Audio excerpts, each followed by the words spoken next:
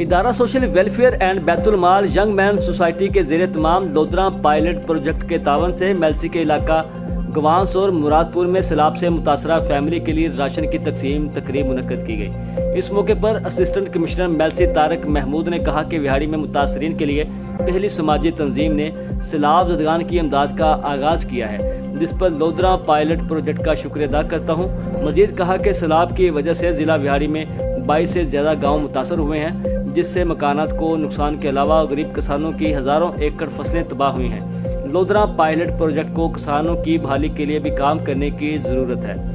سعادت Ali Chauhan D S P Mailsi نے کہا کہ پولیس نے ہمیشہ جان و مال کی حفاظت کو اپنا فرض سمجھا۔ Deputy director social welfare Muhammad Anwar گجر نے کہا سماجی تنظیموں نے جب بھی مشکل وقت آیا بھرپور ساتھ دیا ہے۔ Shahid Hanif programme coordinator LPP Lodhran Chaudhry Abdussamad, Muhammad Sharif Wattoo, Sadiq Ali Mirza, Ali Bahadur, Qari Khadim حسین اور محمد احمد نے بھی خطاب کیا۔ آخر میں مہمانوں نے 65 فیملی میں 1 ماہ کا راشن تقسیم کیا۔